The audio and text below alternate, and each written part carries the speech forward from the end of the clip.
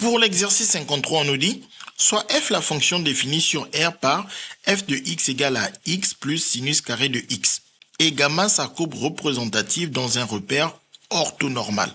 Première question, il faut montrer que pour tout réel x, on a f de x compris entre x et x plus 1 et que f de x plus pi est égal à f de x plus pi. Donc, en observant l'expression de f, on voit apparaître le sinus de x. On veut faire apparaître des inégalités, on sait que sinus tout comme cosinus sont liés à des inégalités. Sinus et cosinus sont tous deux compris entre moins 1 et 1.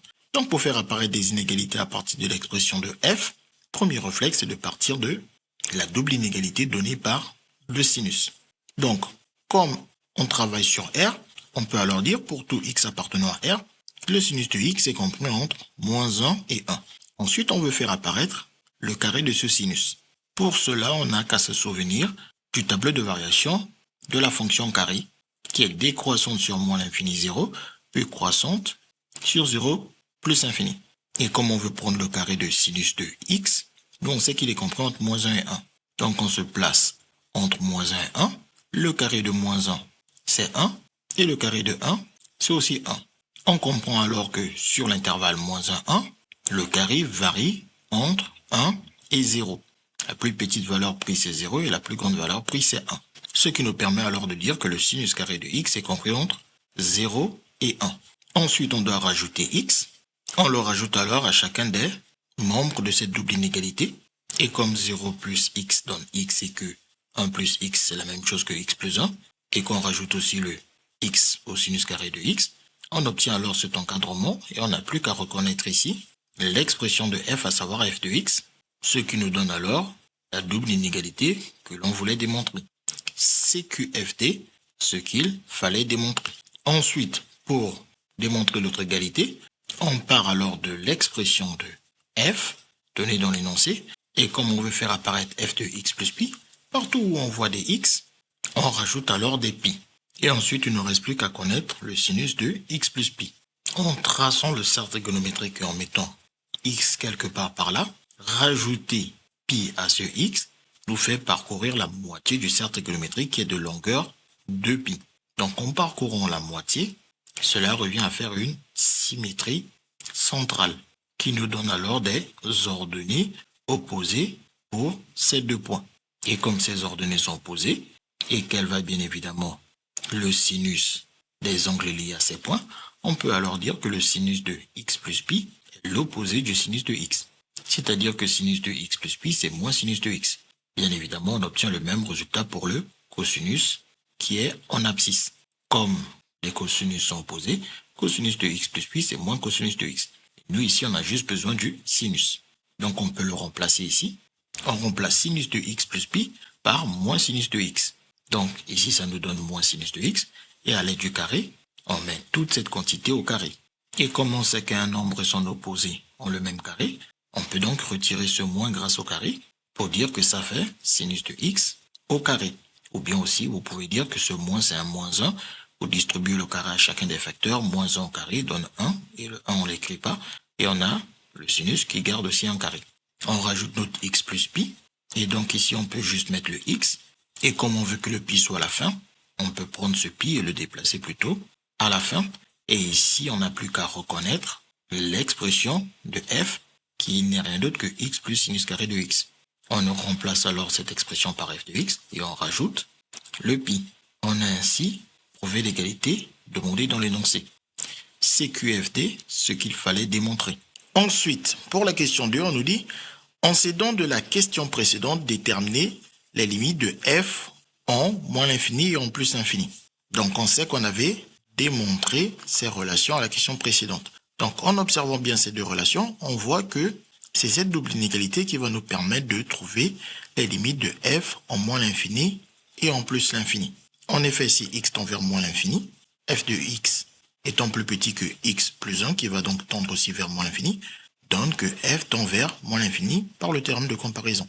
De même, si x tend vers plus l'infini, f de x qui est plus grand que x va aussi tendre vers plus l'infini par le théorème de comparaison.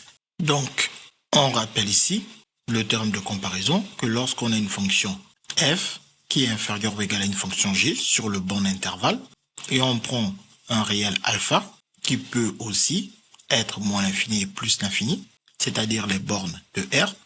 Lorsqu'on fait les limites de la fonction f en alpha et qu'on obtient plus infini, on peut alors dire que la limite de g sera aussi plus infini. Car si la plus petite des deux fonctions tend vers plus infini, la plus grande, qui est donc plus grande que quelque chose qui tend vers plus infini, va tendre vers plus infini.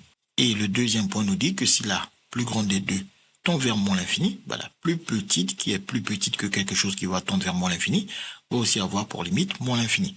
Donc on va utiliser nos inégalités ici et le théorème de comparaison pour trouver les limites de f. Donc, on a notre inégalité de la question précédente. On sait que le théorème de comparaison n'utilise qu'une seule inégalité.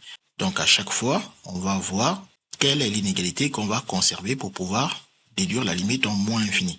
Donc, pour la limite en moins l'infini, il faut que ce soit la plus grande des deux qui tende vers moins l'infini. Si on veut trouver la limite de f, on a besoin de quelque chose de plus grand que f, qui n'est rien d'autre que x plus 1. Et donc, on vérifie bien que quand x tend vers moins l'infini, x plus 1 tend aussi vers moins l'infini. Donc, c'est cette inégalité qu'on va conserver pour déduire la limite de f en moins l'infini. Donc, on a notre premier point, on conserve cette inégalité. On précise que la limite de x plus 1 lorsque x tend vers moins l'infini, c'est moins l'infini. Ce qui permet d'en déduire que la limite de f, c'est aussi moins l'infini lorsque x tend vers moins l'infini, d'après le théorème de comparaison. Puis, pour la limite en plus l'infini, on cherche encore quelle inégalité on va conserver. On veut trouver la limite de f, donc on commence par faire la limite en plus infini, on voit que la plus petite tend vers plus infini, ce qui va impliquer que f qui est la plus grande va tendre vers plus infini. Donc ici on utilise notre premier point, devenu ici notre deuxième point, qui nous permet alors de garder cette inégalité, à savoir x inférieur ou égal à f de x, la limite de x lorsque x tend vers plus infini est donc plus infini, ce qui permet de dire que f a pour limite plus infini lorsque x tend vers plus infini, d'après ce même théorème de comparaison. Pour la question 3, on nous dit calculer f' de x. Donc, on nous rappelle ici qu'on est sur R et que f de x a cette expression. Donc, pour l'ensemble de dérivabilité, x est dérivable sur R, sinus de x est dérivable sur R, donc son carré est dérivable sur R, puis on a une somme de deux fonctions dérivables sur R. Donc, on peut justifier que f est dérivable sur R en disant que f est dérivable sur R comme produit, puis somme de fonctions dérivables sur R. Et maintenant ici, pour dériver f, on sait que comme c'est une somme, ça va faire la somme des dérivés. Donc en général, ça c'est assez facile à voir. Le problème vient plutôt du sinus carré de x. On doit utiliser la formule qui nous dit que la dérivée de u puissance n n'est rien d'autre que n u' u puissance n-1. Le u de x n'est rien d'autre que le sinus de x. Et le u' de x n'est rien d'autre que la dérivée de sinus de x, à savoir cosinus de x.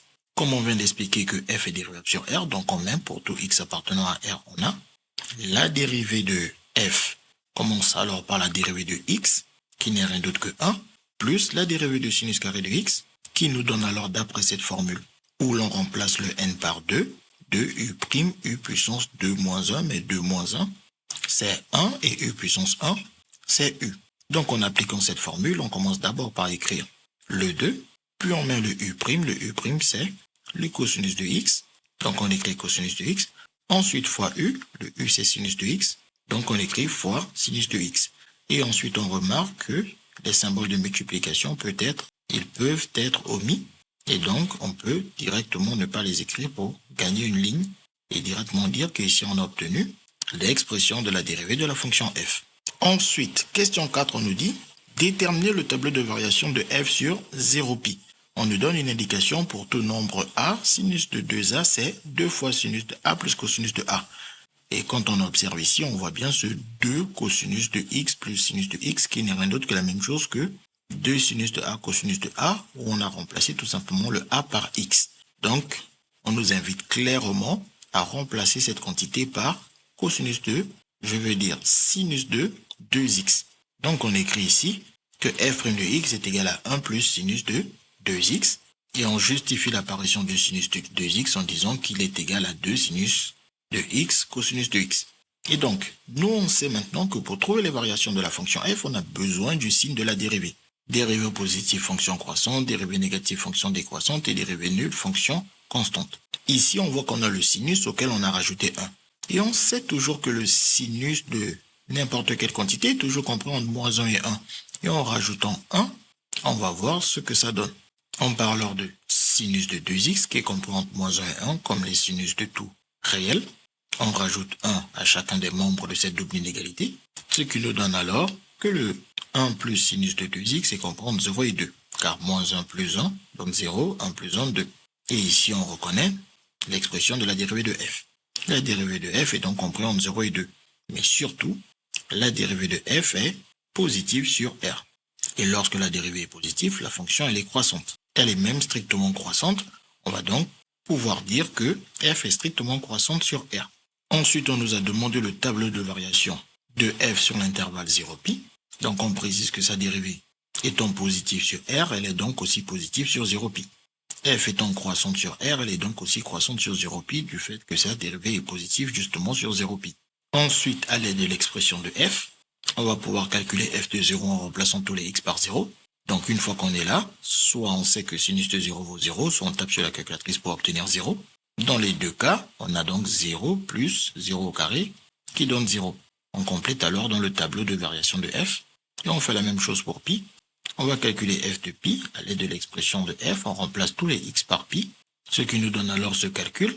Puis, soit on sait que pour pi qui est en radian, sinus de pi c'est 0, ou bien on vérifie que la calculatrice est bien en mode radian, on tape sinus de pi, qui va donc nous renvoyer 0. On a donc pi plus 0 au carré, qui nous donne pi. On vient dans le tableau, et on met alors cette information. Ensuite, pour la question 5, on nous dit, on sait donc du résultat de la question 1 déterminer comment tracer gamma, qui est la courbe représentative de f, à partir de la représentation de f sur l'intervalle 0π. Donc, on rappelle notre question 1 ici. On a déjà utilisé ce résultat pour trouver les limites de f, en moins l'infini et en plus l'infini, et on n'a toujours pas utilisé cette expression. Donc, on comprend que c'est probablement cette information que nous devons utiliser pour répondre à cette question. On peut alors s'aider d'un petit schéma pour essayer de comprendre comment faire grâce à cette égalité. Si on ne connaît pas directement la réponse, on prend par exemple un point quelque part qui a donc notre abscisse x, ou on peut aussi le prendre ici, et on suppose qu'il est sur la courbe gamma de f, et que donc son ordonnée c'est f de x, et donc on nous dit que si le x augmente de pi, grâce à notre graduation, augmenter de pi c'est avancer de 2 carreaux, donc on avance de pi, on se retrouve ici, alors l'image obtenue de la valeur x plus pi ici va être l'image de f augmentée de pi.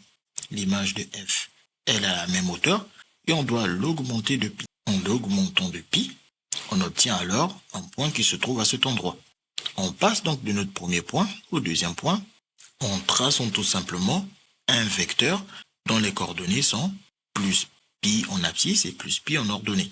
Si on nomme u ce vecteur, u est donc le vecteur de coordonnées pi pi. Donc on part d'un point de la courbe vers un autre en faisant une translation de vecteur u de coordonnées pi pi. Et en remarquant bien, on voit qu'on pouvait très bien partir de ce point de la courbe vers ce point de la courbe en faisant le sens contraire, c'est-à-dire le vecteur moins u qui va donc avoir pour coordonnées moins pi moins pi. Donc on comprend ici comment on fait pour obtenir le reste de la courbe lorsqu'on est une partie de la courbe. Lorsqu'on est une partie de la courbe, on trouve l'autre partie en faisant des translations de vecteurs u ou moins u, où u a pour coordonnées pi pi. Donc on n'a plus qu'à répondre à cette question. On trace gamma sur 0π, puis on complète gamma sur R par des translations de vecteurs u et moins u, où u est un vecteur de coordonnées pi pi. Enfin, pour la dernière question, la 6, on nous dit tracer gamma sur 0π puis sur 0 de pi. Donc on rappelle déjà l'expression de f dans la représentation est gamma. On rappelle aussi le tableau de variation de f. On trace un repère qui est orthonormal. Donc on a l'angle droit et la même graduation pour les deux axes, car on nous a dit qu'on était dans un repère orthonormal d'après l'énoncé. Et donc sur 0π, on a besoin de tracer notre courbe. Déjà en 0, on sait que la courbe passe par le point de coordonnées 0, 0. On a donc le premier point de la courbe. Et en pi, la courbe passe par le point de coordonnées pi, pi. Donc on a le deuxième point de la courbe. Et après, on peut se demander, est-ce que nous avons une droite, où la courbe remonte un peu, ou elle descend un peu? On peut pour cela essayer d'avoir la valeur de l'image de pi sur 2 grâce à l'expression de f. Pour trouver l'image de pi sur 2, on remplace alors tous les x par pi sur 2. ce qui nous donne ce calcul à effectuer. Soit on sait ensuite que le sinus de pi sur 2 vaut 1, ou bien on tape sur la calculatrice en mode radian pour obtenir 1. Et 1 au carré, on sait que ça donne 1. Et une fois qu'on est là, on a 1 plus pi sur 2 qui est positif. Donc, tout au milieu, on sait que c'est pi sur 2. Et comme on rajoute 1 qui est positif, c'est donc une quantité au-dessus de pi sur 2. On est donc plutôt quelque part par là. Donc, on peut estimer à peu près une valeur approximative de 1, par exemple quelque part par ici. Une fois qu'on a fait ça, on n'a plus qu'à tracer notre courbe gamma sur l'intervalle 0pi. Une fois qu'on a tracé gamma sur 0pi, on a dit à la question précédente que pour compléter la courbe de gamma, il faut faire des translations de vecteurs u et moins u, où u est un vecteur de coordonnées pi pi.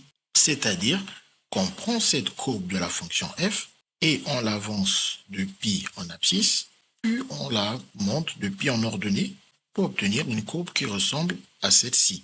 On obtient ainsi la représentation graphique gamma de la fonction f sur l'intervalle 0 de pi. Et bien évidemment, on comprend que si on veut compléter sur R, il faudrait refaire la même chose, redessiner ce morceau de cette manière sur nos petits carrés en les mettant un peu au-dessus de la diagonale des petits carrés. À chaque fois, de cette manière, etc. Et dans l'autre sens aussi, de la même manière. Mais nous, on nous a demandé de nous limiter à 0 de pi. Ce que nous obtenons sur notre graphique. CQFD, ce qu'il fallait découvrir.